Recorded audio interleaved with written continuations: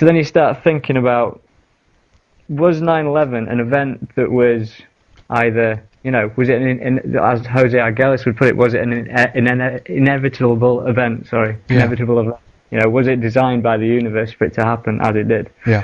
You look into it further, and World Trade Center commenced building in 1966 and finished building it in 1977. So it took 11 years to create as well. Yeah.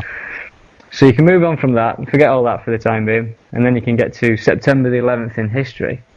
And on September the 11th, 1990, at 9:09 p.m., that's 11 years prior to 9/11, George Bush Sr. made his very first speech entitled "Towards a New World Order" in the UN, at the UN. So this was 11 years prior. And then if you take that back 60 years, so you go back to September the 11th, 1941, you'll realise that 60 years to 9/11, that was when the soil was broken for the Pentagon. Pentagon, yeah, exactly. Yeah.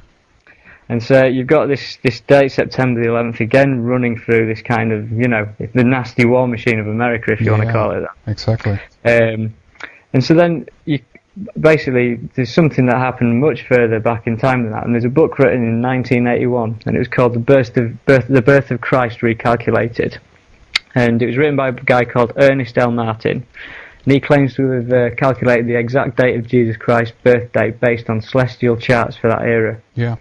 Basically, he's worked out with the famous Star of Bethlehem, which was, he worked out that essentially Jesus Christ was born on September the 11th, 3 BC. And this book was released in 1981. So, we've got another date there. And I think that is, sorry to interrupt there, but I think that's actually a key area to why we potentially are seeing so many things oriented around the 9 and the 11 September. Yeah. Definitely. Yeah, definitely. I mean, when it comes into other significant events, for instance, when you think about America and NASA and stuff, the very first shuttle that got to the moon was Apollo 11. Yeah, there you go. And then, for instance, in Great Britain, I'm sure I think it's celebrated around the world actually, but on the 11th hour of the 11th day of the 11th month, we celebrate Remembrance Day, in which we honour our war dead, but it's on an 11/11, and it's basically the Queen and a load of other people taking poppies to a cenotaph, which is an obelisk essentially. Yeah. So little strange events going on all over the place. Indeed. I mean, talking about the Queen moving into royalty, and this is where I'll lead much deeper into royalty later on. But basically, if you look into the history of the word crown and the royal crown, the word crown was derived from Anglo-French word called couronne, which is derived from Latin for corona. But the year that the word crown, was first established was in the year 1111. Really? That's interesting. Right. So, wow. You can't just say that these are coincidences. All of these things that are kind of connected up, and I get to a point where at first I thought there were coincidences, but then you think, what is this thing called chance? Yeah. What is it? Indeed. So anyhow, that's the groundwork for 11. And then this is where I'd started seeing this time code 1111 on clocks and stuff, and this is when I started getting this flood of information. I don't know where I've been receiving it from, but I've been receiving it from somewhere recently. I don't know what it's all about, to be honest. But basically, sorry. No.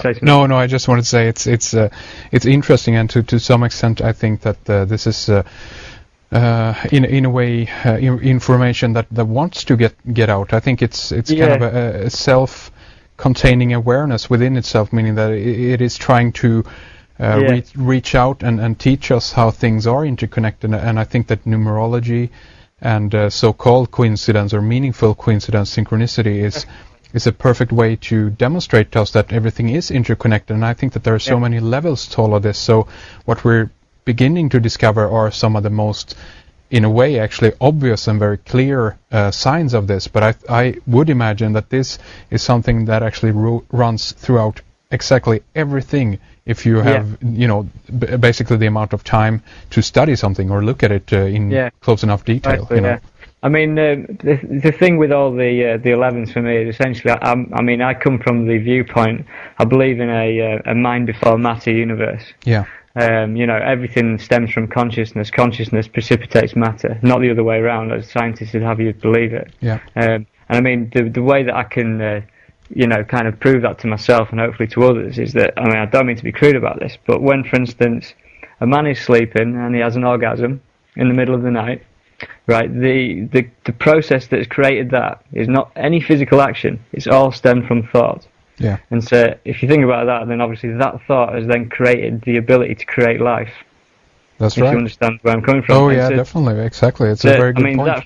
That for me is the proof that everything is a mind before matter universe. You know, you can create life with thought. Yeah. And, you know, so that means that everything that you're looking at essentially is consciousness. Hmm. And that's my way of like that's where I come from with a lot of this.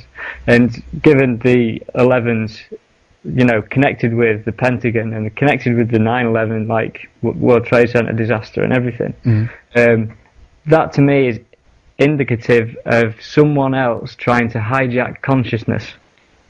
I don't know what it is, but for me, there seems to be some kind of other side of things that are hijacking this number for themselves.